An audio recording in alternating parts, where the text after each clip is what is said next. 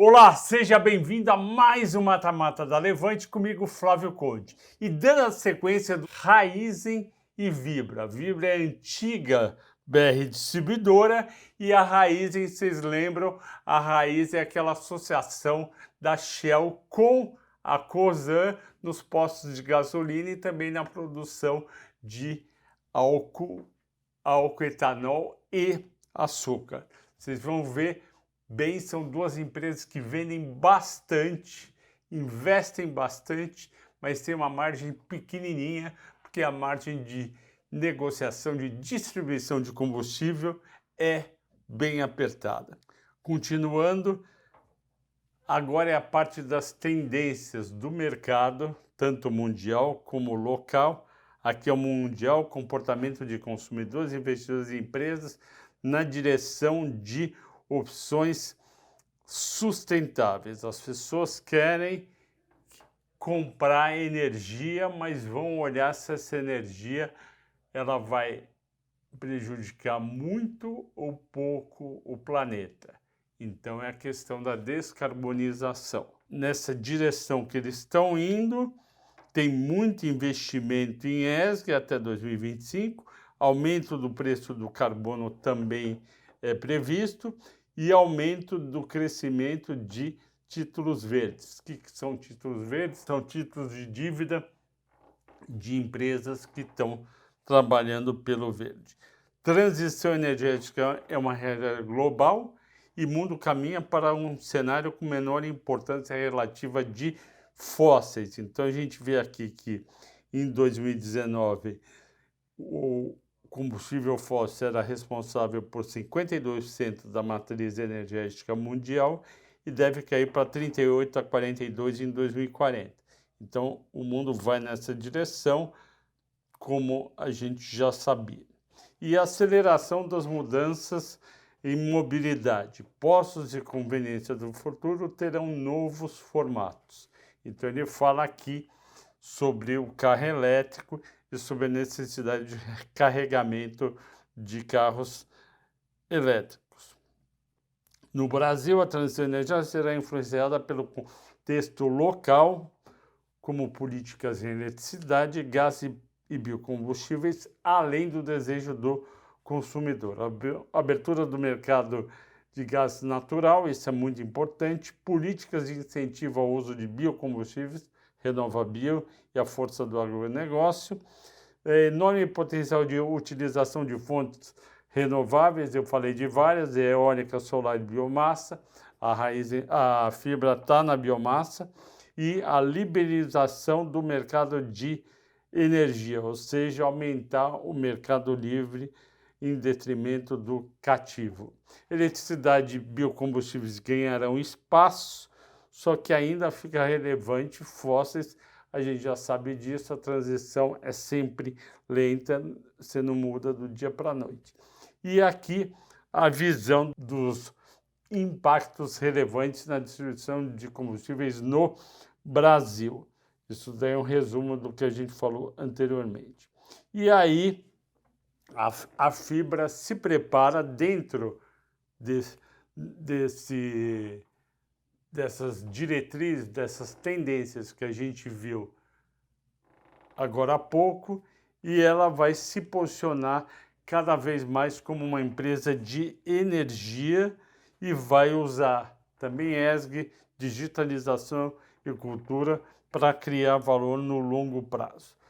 Aqui ela fala da oferta integrada da Vibra para trazer uma melhor experiência do cliente. Então não é só parar o carro e colocar combustível fóssil, mas vai ter várias coisas, como veículo elétrico, plataforma digital de relacionamento e pagamento, conveniência, rede BR Mania, soluções para a transição energética, infraestrutura, etc.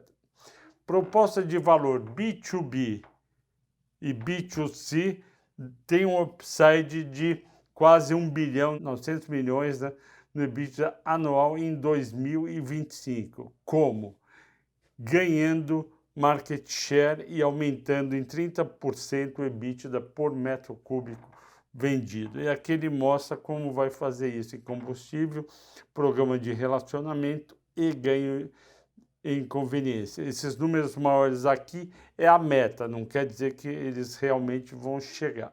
Proposta de valor, então, deve fazer com que o market share aqui em cinza de 2020, que era 23,1% da fibra, chegue a 24,9% em 2025.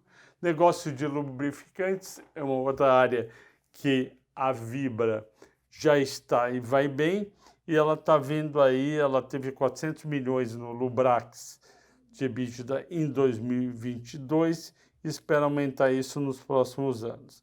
Aqui ela diz sobre aviação.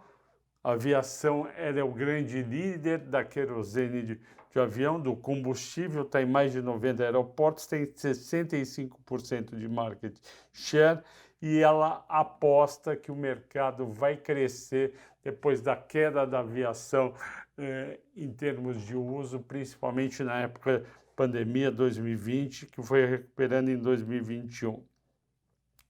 Parceria Vibra e Copersucar cria a maior comercializadora de etanol do Brasil, uma das maiores do mundo.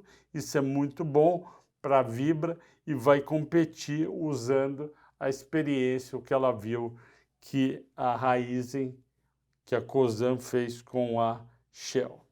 Aqui os resultados que eles esperam, eles querem crescer receita em 30% de 21 a 30 e EBITDA em 50%. Vamos lá, vamos ver ano a ano se isso vai acontecer ou não. E o aumento de geração de caixa vai acontecer mesmo com o CAPEX dos novos negócios. Eles estão prevendo aqui um fluxo de caixa 70% a 80% maior. Execução da nova estratégia levará a um maior retorno total do acionista, seja com ganhos de receita, seja com expansão de múltiplo, seja com uma estrutura de capital melhor que vai permitir uma distribuição maior de dividendos. Agora a gente vai para a realidade. A gente viu que são as companhias Raízen e Vibra. Agora eu vou fazer aquela parte clássica do mata-mata, que é analisar os números. A gente viu um monte de história, um monte de como eu estou agora e aonde eu quero chegar. Agora a gente vai entender o momento atual, e esse momento atual está muito refletido no preço das ações, e nas minhas contas vocês vão ver que está refletido excessivamente de uma maneira pessimista. Vamos olhar aqui, Raízen e Vibra. A Raízen sobe a receita dela 31%, segundo nesse período, julho, agosto, setembro de 22 contra julho, agosto, setembro de 21, cresce 31% nela e 45% na Vibra, porque o preço dos combustíveis subiram. Em compensação, o lucro bruto cai. Isso daí foi uma coisa não esperada, porque se você tem 31% de receita crescendo, você vai esperar que também cresça 31% o seu EBITDA. Na Vibra você tem 45% de receita crescendo, você vai esperar o mesmo no EBITDA.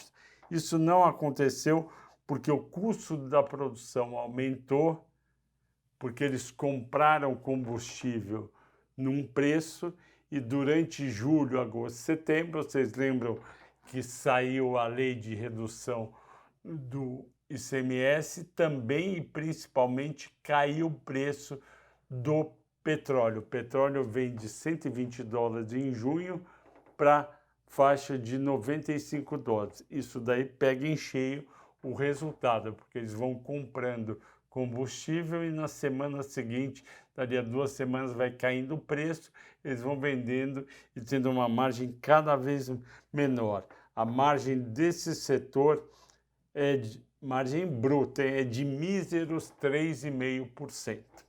Despesa operacional, por outro lado, na Raízen subiu bastante por conta de aumento de estoques, e no caso de Vibra, eles conseguiram cair 27%. O resultado operacional da Raízen foi negativo e ela teve um prejuízo de quase 1 bilhão, 930 milhões. É isso que explica, principalmente o resultado do terceiro trimestre, a queda das ações de 4,80 para 3,21 e também o block trade que está acontecendo hoje, que é dia 1 de fevereiro, teve o block trade hoje de manhã e isso fez as ações caírem, porque foi vendido quase 1 bilhão de ações e o mercado ficou lotado de Raízen.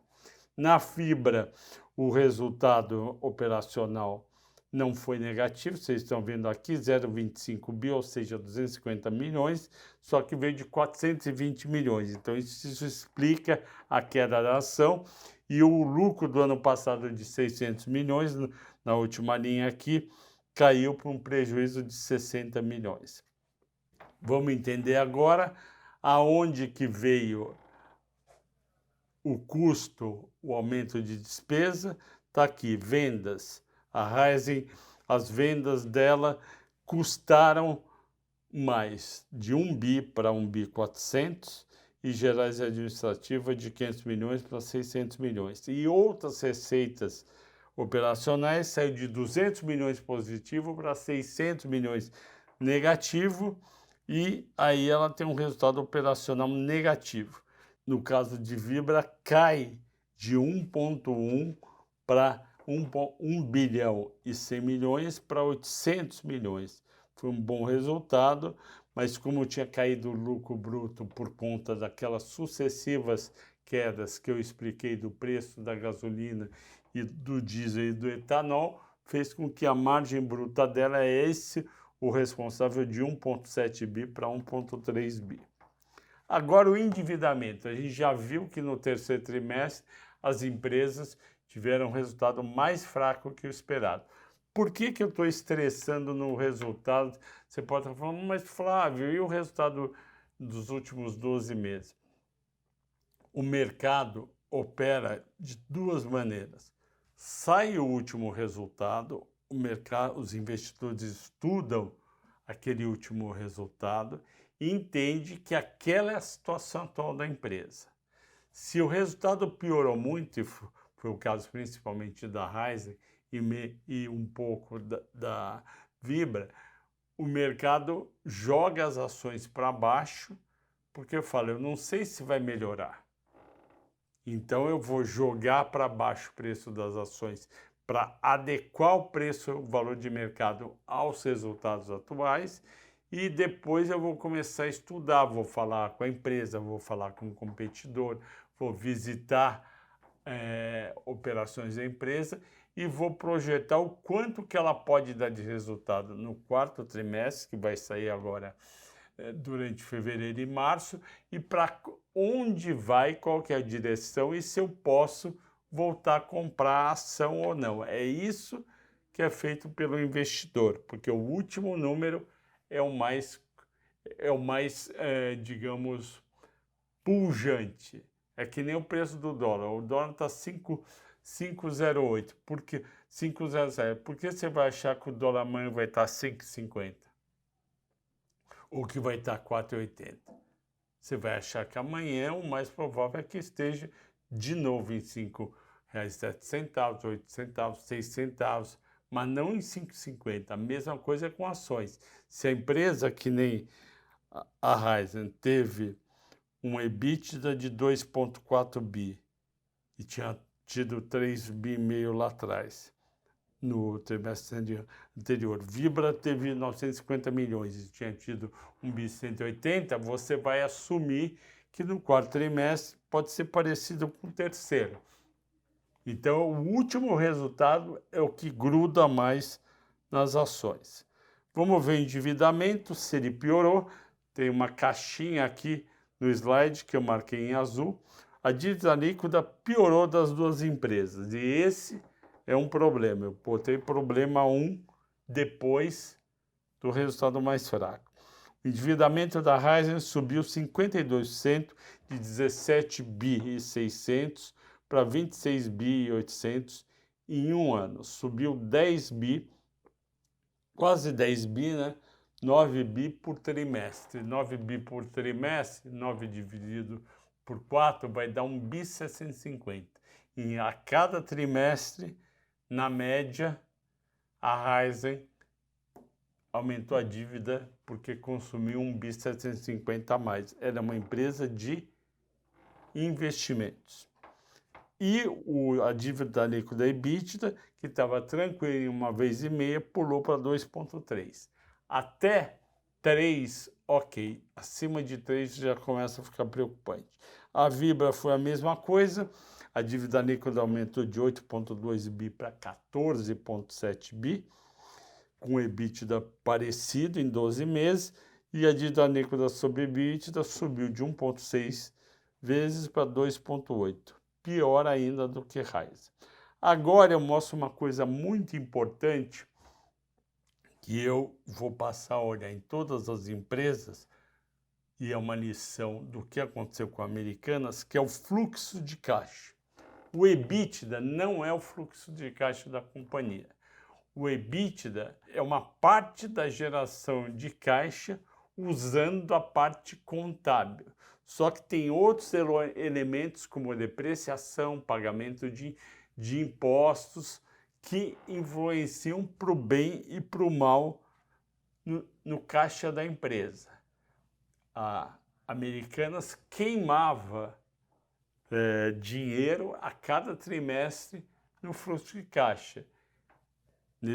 Na geração do fluxo de caixa existe uma peça do release de resultado trimestral chamada demonstração de fluxo de caixa. Então, eu vou sempre olhar isso daí, porque o EBITDA pode levar a conclusões erradas, como foi o caso da Americanas.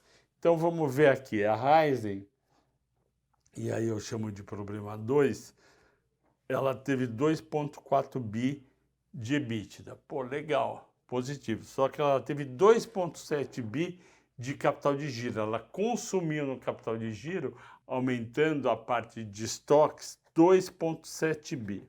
No fluxo de caixa operacional, um menos o outro, então ela teve 200 milhões negativo. Ela gera no EBITDA e entrega no capital de giro. Então, ela já está negativa no fluxo de caixa. Aí ela investe 1 bi 900. 1 bi 900, lembra que eu tinha calculado que ela estava gastando 1 bi 750 em investimentos. É tanto CAPEX, que é investimento em capacidade de produção, como em outros elementos, compra de empresa, pagamento de associação. Quando você faz operacional menos o investimento, ela queimou 2 bilhões e 100. Tinha sido pior há um ano atrás, 5 bi 900, mas continua a queimar. Aí ela vai lá, toma 3 bilhões, lembra, eu falei que aumentou a dívida em 9, eu falei que daria em torno de 2,250 por trimestre. Tá, que ela tomou um financiamento de 3 bi e sobrou para o acionista 800 milhões de reais e ela pagou 30 milhões de dividendos. Ok? Fluxo de caixa livre do acionista não quer dizer que está lá e ele vai te dar o dinheiro. É que sobrou, ele pode ou não distribuir via dividendos. Então, situação piorou no fluxo de caixa da Raizen. Mesma coisa, vamos ver como é que vai ser na Vibra. Ela gerou 400 milhões de EBITDA, capital de giro dela foi bem melhor do que a Vibra. Ela, em vez de queimar, ela consegue tirar trazer dinheiro do capital de giro 900 milhões. Aí ela tem um operacional de 1 bi 300, ela investe 450 milhões, vai ter um operacional menos investimentos positivo de 870. Aí, olha só, no financiamento ela paga 500 milhões em vez de receber, sobra 300 milhões para acionistas, ela não paga investimento no período. Então, no fluxo de caixa, a Fibra foi bem melhor que a Raizen e a Raizen preocupou. Vamos lá. Projeções de resultado. Receita líquida, EBITDA e lucro líquido eu projetei para esse ano de 2022 e eu já mostro aqui o mais importante. O lucro bruto, uma margem pequenininha, 3,6 para a Ryzen, 9 bi e 300, 3,8 para a Fibra, 7 bi. Despesas operacionais da Ryzen bem maior do que Fibra, 7,1 da Ryzen, 3,8 da Vibra. Resultado operacional de Vibra melhor, 3,1, só que o EBITDA é bem mais alto da Ryzen, porque ela tem uma depreciação grande que pegou o custo de produção. Ela deve gerar 11,5 bi em 2022, ela já tinha gerado 11,5 bi nos últimos 12 meses, terminando em setembro, então na conta acabou dando igual, e a Vibra 3.900. Tira resultado financeiro, tira ou soma IR contribuição social, dá um prejuízo de 600 milhões para a Ryzen e para a Fibra um lucro de 900 milhões. Tendo esses números, ou seja, EBITDA e lucro, eu posso calcular o múltiplo de mercado que vocês estão acostumados, o PL, EV, EBITDA, e a gente tem aqui no quadrinho que vocês estão vendo, valor de mercado, lucro líquido, PL. Não faz sentido para um setor que investe tanto, tem tanta dívida, o que vale então é EV, que é valor de mercado mais dívida líquida, dividido por EBITDA. A Ryzen, somando os 33 bi de valor de mercado mais 26,8 bi de dívida líquida, ela tem um valor um valor chamado de 59 bi e 800. Parece alto, e aí eu divido por 11 bi e meio de EBITDA. Dá um EV/EBITDA de 5,2 vezes.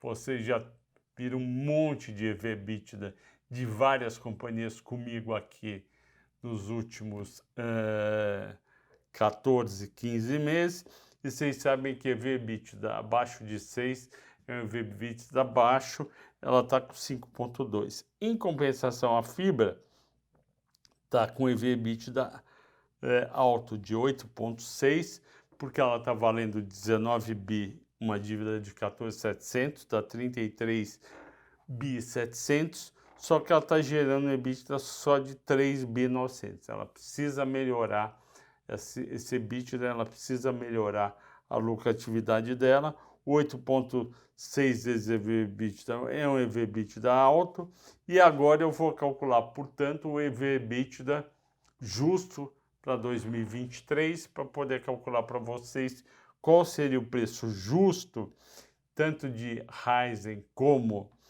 de Vibra, supondo que a empresa vá para esse EV/EBITDA maior. EV/EBITDA da Ryzen, vocês lembram? 5,2. EV/EBITDA justo, na minha opinião, 6,5. Fazendo a conta aqui, o preço-alvo por EV/EBITDA 2023 meu seria 4,70. Ela está 3,19 no dia 1 de fevereiro, 47% de upside até o fim do ano. O dividendo vai ser uma merreca no ano, nem adianta perguntar. Então tem um potencial de valorização bom. Ela foi lançada a 7,40 em agosto de 2021. Ela está apenas 3,19, caiu mais de 50%. Então parece um número razoável, 4,70. Ela teve isso a 4,80 em novembro. Ela vai com certeza para 4,70. Mercado de ações a gente não tem certeza de nada. A gente calcula usando os fundamentos para quanto que ela deveria valer. Tem várias coisas que vão fazer chegar ou não nos 4,70. A primeira coisa muito importante, e fazendo o mesmo cálculo para a Vibra está 15,90 e tem um preço justo de 17,70, 11% de upside. Então, o upside da Vibra está pequeno.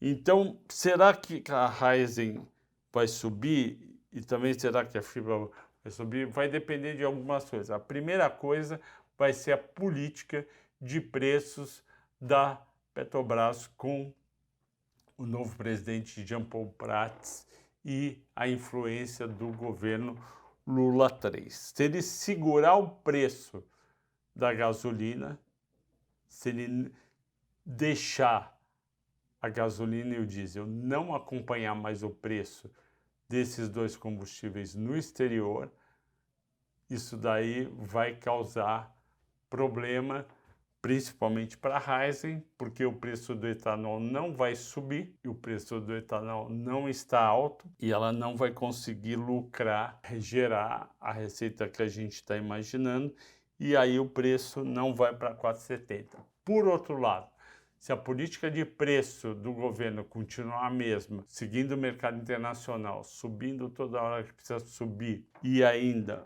o etanol subir de preço e os juros cair no segundo semestre do ano que vem, como muitos esperam, a gente está com um juro real bem alto, a gente está com uma inflação de 5,5%, quase 6% para um juro de 3,75%. Se o juro for em dezembro de 2023, no fim do ano, se ele for até 11, 11,5%, vai ajudar o mercado acionário e também vai ajudar as ações da Raízen e da Fibra. Vamos comparar agora o preço-alvo que eu fiz na Levante e a média dos analistas, que eu sempre pego no site brinvest.com, você pode pegar lá também.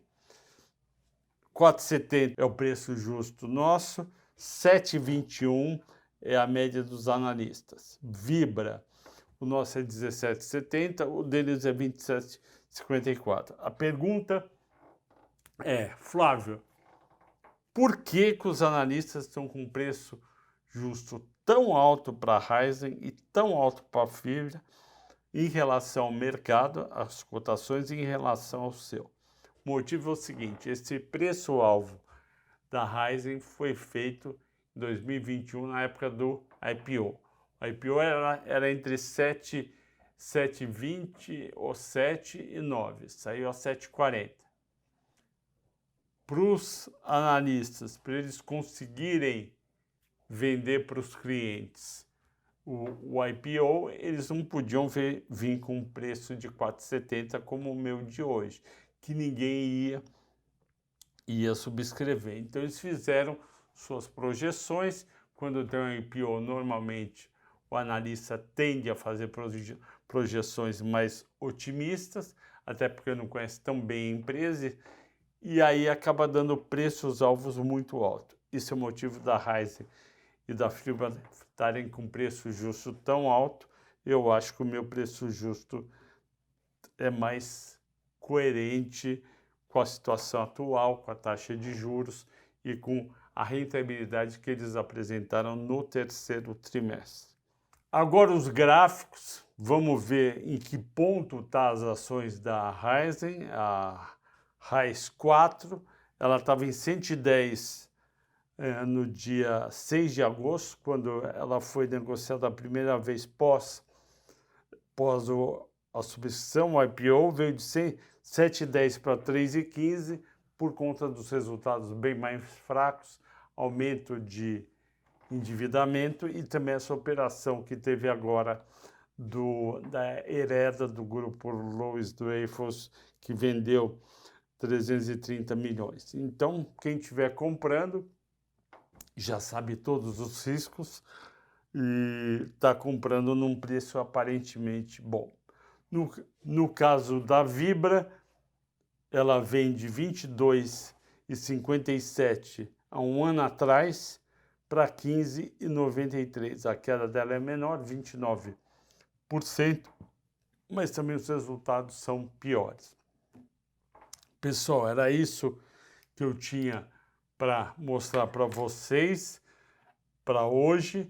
Espero que vocês tenham gostado, apesar de ter sido um pouco longo. E eu termino essa parte de petróleo, açúcar, etanol e energia.